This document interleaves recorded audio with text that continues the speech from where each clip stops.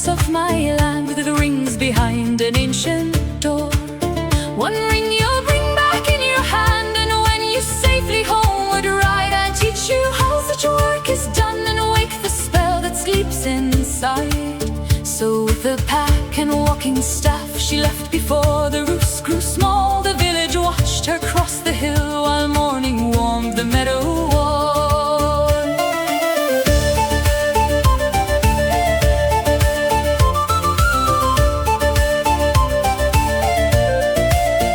The old road bent through briar and root, past fallen signs and quiet streams. By day she walked the overgrown road, by night she studied stars alone. She traced the lessons she had learned from royal words and patient art, and kept the queen's old wisdom close like steady fire within her heart.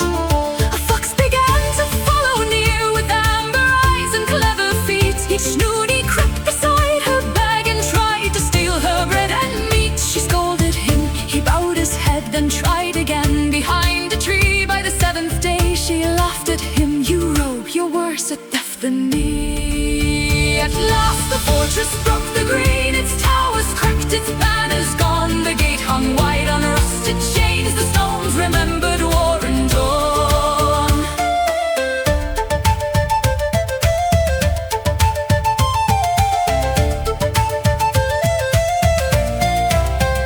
Within the yard lay broken spears, old bones in armor grey with dust. The halls were torn by blade and fire, the vault alone still held its trust. Before that door, upon the floor, a skull looked up in sharp surprise. Well, now it said, "A living guest, I scarce believe my missing eyes."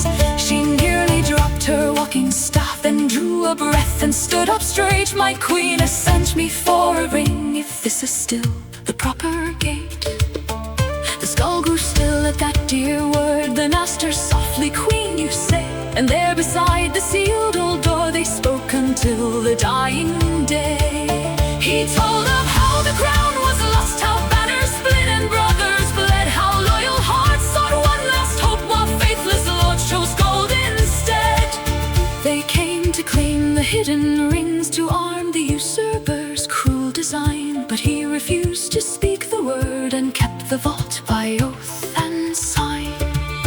No ram of mithril broke that door, no threat could make his duty bend. So they burned the fortress, slew its guard, and left him there to wait the end. She lifted him with careful hands and set him where he once had stood, upon his carved and rightful stone, as any loyal servant should. Then she told all the tale she knew, the tune, the voice, the village groan. The queen restored in jewel and will no longer lost, no more alone. If skulls could weep, he would have wept. If bone could smile, his grin was wide. My queen yet lives, she teaches you, then joy has found this ruined side. He clicked his teeth and raised his voice, the old door listened, locked and still. "The test remains, young mage," he said, "answer with wit, as much as will." Earth birth, water softens hands, and swift rotation shape.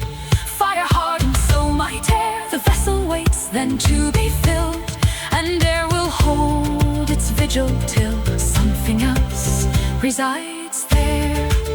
She thought of spells the queen had taught, of vessels meant for hidden flame, of crystal bowls and silver seals, and words no village child could name. Then mud and wheel and kiln returned, a simple craft in plain array. She looked at him and softly said, "Pottery clear as the light of day."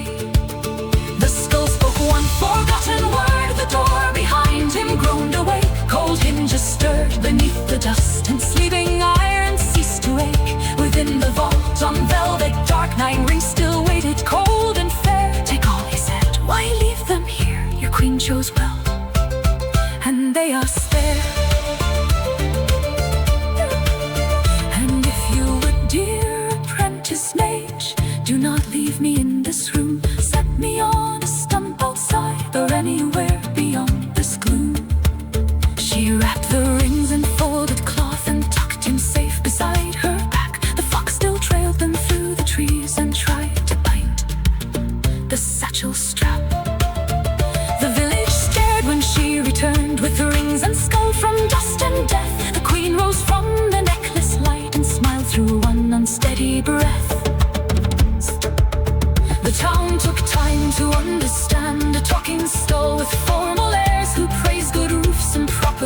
songs and gave the children riddles rare. Soon he became a welcome voice beside the square, beneath the sun. He teased the merchants, taught the young, and laughed when none could answer one.